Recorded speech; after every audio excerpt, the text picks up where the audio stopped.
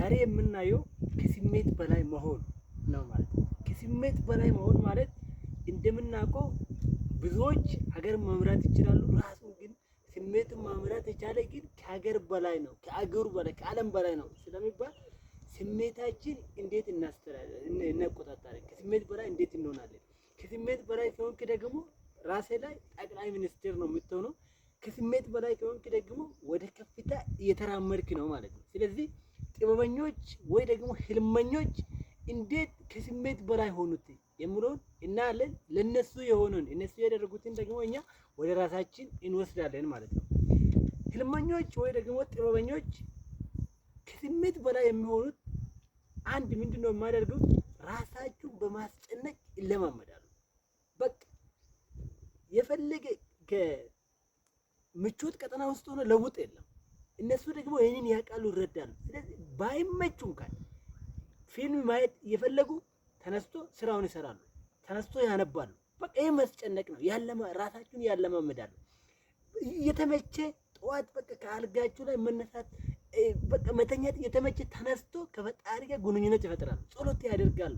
ይህ ማታ ሳይተኙ አስተካክሎ ምን አድርጎ እየደከሙ ራሱ ፈጣሪ ጋር ግንኙነት ይፈጥራሉ። በቃ ራሳችሁን ያለማመዳሉ፣ ለፈጣሪ ጋር ይታገላሉ፣ ፈጣሪ ጋር ግንኙነት ይፈጥራሉ፣ ይጨነቃሉ። በቃ ራሳችሁን ያስጨናንቃሉ ማለት ነው። ሁለተኛ የሚጀምሩት መጨረስ የፈለጉት ብቻ ነው። በቃ ያስጀምረው ፈጣሪ ነው ያስጨርሰኛል ብሎ ይደመድማሉ። ከጀመሩት ደግሞ ስሜት ደግሞ አንዳንዴ ተው ደከም ቆይ ነገ ትሰራለህ የሚል ስሜቶች ደግሞ ያስጀምረ ፈጣሪ ስለሆነ ለፈጣሪ ቃል እንደገቡ በቃ ወደ ኋላ ካሉ ፈጣሪ እንደሚጠይቃቸው አድርጎ ያስባሉና ከዛ በኋላ የሚጀምሩት የሚጨርሱት ብቻ ነው ማለት ነው። አሁን ብዙዎች ተመልከቱ፣ ወደ መቃብር ሂዱት። ለምሳሌ ወደ መቃብር የሞቱ ሰዎችን አስታውሱ እስቲ።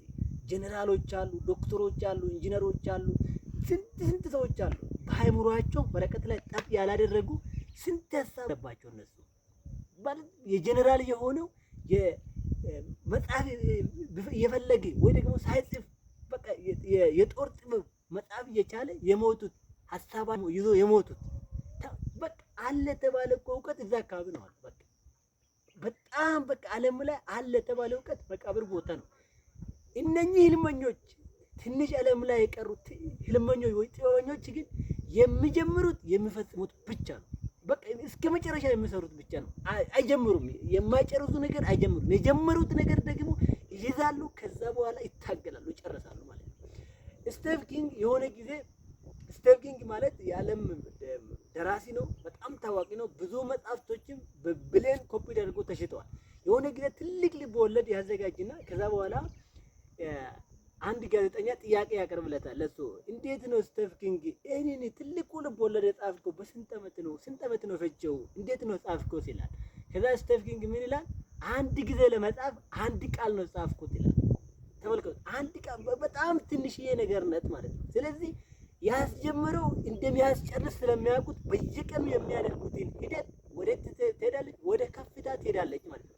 ዛሬ ለህልማችሁ ፈጣሪ እንደሚያስጀምራችሁ አስባችሁ ፈጣሪ እንደሚጠይቃችሁ አድርጋችሁ ካሰባችሁ ትንሽዬ ነገር የጣላችሁ ከሄዳችሁ የሆነ ጊዜ ይከማችና ትልቅ ይሆናል ማለት ነው። ጊዜ ችግር የለባቸውም እነኚህ ሰዎች፣ ጊዜ ችግር የለባቸውም። ግን በየቀኑ ስሜታችሁ ከስሜት በላይ ናቸው። ታው የሚለውን አይወዱም። ነገ ነው መሰራ የሚለውን አይወዱም። ከምቾት ወይ ደግሞ መስራት እየፈለጉ አሁን እኮ እዚህ ቦታ ብትሄድ ብትዝናና የሚለው ቃላቶች እነሱ ስሜት በላይ ናቸው ሁሌ ማለት ነው። ሶስተኛ ለመሰነፍ አልተፈጠርንም ይላሉ። በቃ ሰነፍ አይደለንም እኛ የፈጣሪ ልጆች ነን። ፈጣሪ ደግሞ ሀቅም ያለ ነው። እሱ ልጅ ነኝ፣ ከሱ ያገኘው አቅም ነው። ስለዚህ እኔ ሰነፍ አይደለሁም። ስፍና ሲመጣችሁ ወደ እነሱ እኔ የማን ልጅ ነኝ ይላሉ። ራሳችሁን ይጠይቃሉ። አባታችሁ እንደ ካዱት ይቆጠራሉ። የፈጠረን አምላክ እኮ ለስፍና አይደለም። እኔ እኮ አላማ አለ፣ ህልም አለው፣ መክሊት አለው። ለመክሊቴ እኮ ይጠይቃሉ። ነገ እኮ ይጠይቀኛል ፈጣሪ ብሎ ይለፋሉ ማለት ነው። ለዛ ደግሞ ወጥቶ ይሰራሉ ማለት ነው።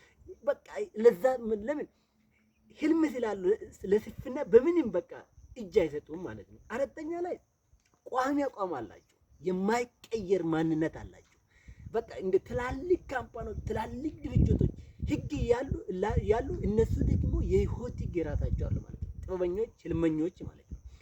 ይህንን ህልም ሲያወጡ ደግሞ በቃ ለህልሙ ታዛዥ ናቸው፣ ለህጉ ታዛዥ ናቸው። ህጉን ካልተመሩ በቃ እንደሚጠየቅ አድርጎ ያስባሉ። የነሱ አለቃ የነሱ መሪ ፈጣሪ ነው፣ ፈጣሪ ጠይቀኛል ነው ማለት ሁሌ እንደዛ ነው። በቃ ግን አያሳውቁም፣ ፈጣሪ እንደሚያውቁ አይመስሉም።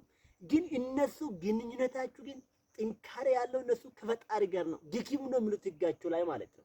አሁን ተመልከቱ፣ ትምህርት ቤት ወደ መጀመሪያ አካባቢ ወደ መስከረም አካባቢ ጥቅምት አካባቢ ሁሉም ተማሪዎች በቃ አሸናፊዎች ናቸው። አንደኛ ነው ሞታ እከሌን አሸንፋለሁ በልቡ ባወራም በቃ ያነባል፣ ደፍተሩ ምኑን ያስተካክላል። ከሳምንት በኋላ ወይ ደግሞ ከወር በኋላ ደግሞ ወደ ድሮ ማንነት ይመለስና ይተኛል። ከዛ በኋላ ማን እንደሚያሸንፍ ማን ጎበዝ እንደሆነ ጠንካራ ይናገራል። በቃ ራሱ ምን ያደርጋል? ተሸናፊ አድርጎ ራሱን ያስባል ማለት ነው። በቃ አሸናፊዎች ሌላ አድርጎ ያስባል ማለት ነው። ግን ከስሜት በላይ ስላልሆነና ህግ ስለሌለ ማለት ነው። እነኚህ ሰዎች ግን በቃ ህግ አላችሁ፣ ከህጉ ውጭ ከወጡ ራሳቸው ተጠያቂ ያደርጋሉ፣ ይጠየቃሉ፣ ራሳቸውን ይገመግማሉ። ከህግ ውጭ ዋልክ ብሎ ራሳቸውን ማታ ይቀጣሉ ማለት ነው። አምስተኛና መጨረሻ ወደ ኋላ የሚጎትቱ ነገሮች ይቋረጣሉ። እነኚህ ሰዎች ህጉን ካወጡ በኋላ ከህጉ ወደ ኋላ የሚጎትት ነገር ካለ፣ በተለይ ስሜታችሁን የሚረብሽ ካለ በቃ አንተ አትችልም እኮ ዝም ብሎ ነው የምትለፋ ብሎ ትንሽዬ ነገር ወደ እነሱ የምትመጣ ከሆነ ያቋርጣሉ። ሰው ከሆነ ወደ እነሱ አይሄዱም። በቃ በማግስቱ ስልኩን አነሱ። መንገድ ላይ ካገኙ ደግሞ መንገዱን ይቀይራሉ። አይፈልጉም እነኚህ ሰዎች።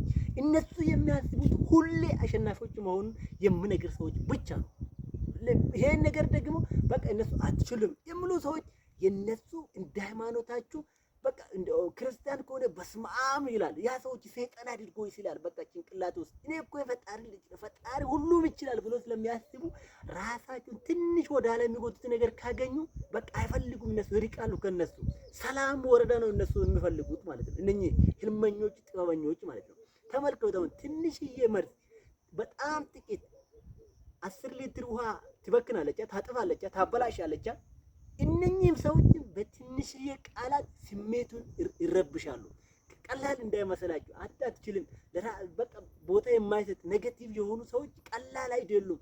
እነሱ ጋር ከዚህ በፊት ቪዲዮ ሰርቼ ነው። በጥበብ ካልኖርክ በስተቀር ስሜትን ይረብሻሉ። እነኚህ ሰዎች ደግሞ ስሜታቸውን በመጠበቅ እነሱን በርቀት መንገዱን ይቀይራሉ። እነሱን አይፈልጉም ማለት ነው። ስለዚህ ከስሜት በላይ ሆንክ ማለት ራስ ላይ ጠቅላይ ሚኒስቴር ሆንክ ማለት ነው።